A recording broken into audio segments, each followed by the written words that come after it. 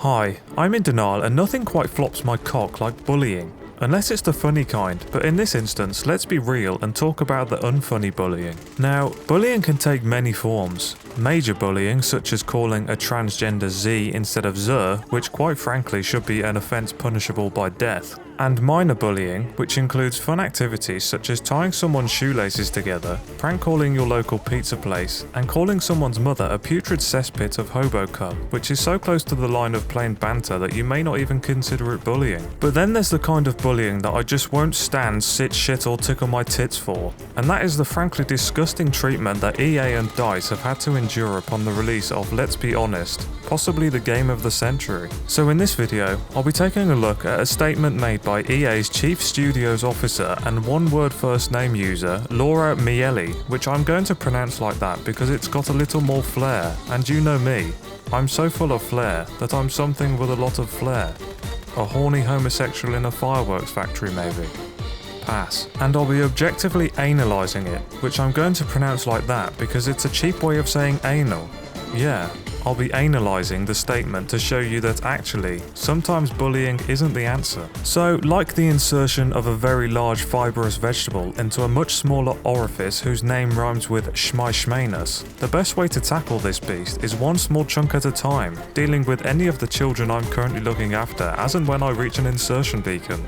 I don't know either. Anyway, in an EA dungeon far, far away, where the happy people of EA, DICE, and that bit of scummy white gunk that accumulates in the corner of old people's mouths meet up every now and then to shoot the breeze, to chew the rag, or my personal favourite, to shit on their player base, discussions were had on how they can provide their loyal fanbase with ways to enjoy themselves that don't involve excessive amounts of skin-to-skin friction, followed by existential dread. Later on, the abundant user of vowels said, "We launched in early access on a Thursday night in the US and Friday morning and afternoon in Europe and Asia." So firstly, I'd just like to point out a glaring error in this statement that was missed by so many, and to be honest, if you are going to bully an ethically sound company such as EA, it's points like this that you should be bullying them for. They state that they launched in early access, when in fact, they actually launched in early November. Access isn't a month. However, they do quickly redeem themselves by correctly ordering Thursday before Friday. These are not the actions of a company that deserve hate. These are the actions of a company that chronologically cares. So at this point, I think it's pretty safe to say EA won. Bully 0. The next line from our heroic probable soup kitchen worker in her spare time was as follows. "The game was stable." Objectively looking at this comment, I must do my job and say I'm sorry Laura, but no, the game was Battlefield 2042. No worries though, we're all human here and it is in our nature to make the occasional mistake, so I'll pen that one down as another point to EA because as I think Bob Ross once said, "Fuck you, Bush. You're going all on your own in a fucking desert, you prickly no-friend son of a bitch."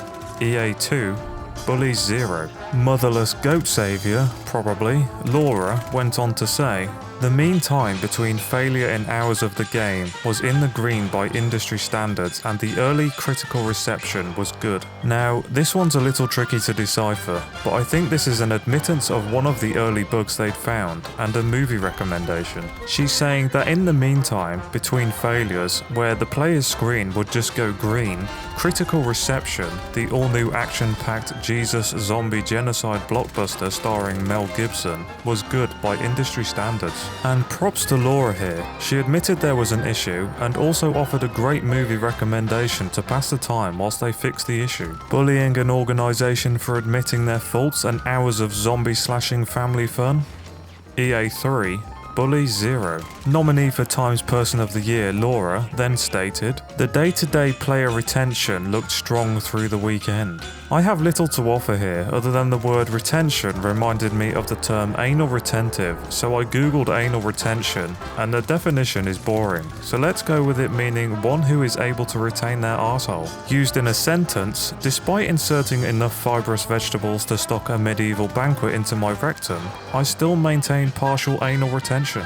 Hard to deny that this means EA4, Bullies 0. The selfless orphan herder then stated, "But then things started to turn. This one is super simple and she was merely stating a fact. She'd just purchased an oscillating fan. It's what they do. You cannot harass her or EA for this. EA 5, bullies 0. She literally sits on ostrich eggs if the mother ostrich gets hit by an EA branded vehicle with the private number plate B0$L4UR4. Anyway, she then states, the following Monday, Halo did a surprise release of their multiplayer mode. This is where my heart implodes with pure hatred for the Master Chief. What did EA, DICE, and the scummy gunk in the creases of your grand's mouth do to deserve getting so brutally and unethically sodomized? Ethical sodomy is one thing, but for the sake of any of my socks that don't go crunch when I put them on, have some decency. Where are your morals, Bill Gates? You sit there with your fucking green hill and blue sky, all butter wouldn't melt in my quivering arsehole, but I'm not buying it, Bill. Let me stick my knob of butter in that sucker and let me and my team of independent adjudicators see if that butter melts. What's the matter, Bill? 2 chicken, EA 6, bullies 0, Bill Gates quivering arsehole, -1. Beacon of Hope, Glory, and an extra inch Miele then stated, it was a small segment of the game, but it was very polished, and it was not a favourable comparison to our experience given some of the bugs and polish issues we had. A lot to unpack in this section, so let's get to it. What Laura is saying in this first bit is that like a small segment of a tangerine or even a clementine, the Master Chief has a small penis who is so used to fucking his own hand that he commissioned Bill Gates to give him a wank avatar that has the words no and stop removed from its programming, which is an opinion that she is free to express because, remember, opinions are like arseholes. Most are tainted with shit. Or was it everyone has one? May contain undigested corn? Whatever. The second part makes me very sad, where she states that it was very polished and it was not a favourable comparison. It just shows that even big friendly we care bear companies like EA get penis envy. Believe me, I've been there, and it can take you to a very dark place. It took years of therapy, anti-penal depressants, and long walks on beaches for me to realise that you have to love the penis you have. And if you were to hunt down the guy you stood next to in that urinal with the bigger dong all those years ago, and were to just knock a few inches off with, I don't know, a meat cleaver or something, maybe the world would right itself. So yeah, it shows humility. Finally, she states, given some of the bugs and polish issues we had. To be 100% honest, and I'm not even backed by the EA Creator Network, which is kind of weird seeing as though I'm their biggest supporter and all, I think they're being too hard on themselves. What bugs?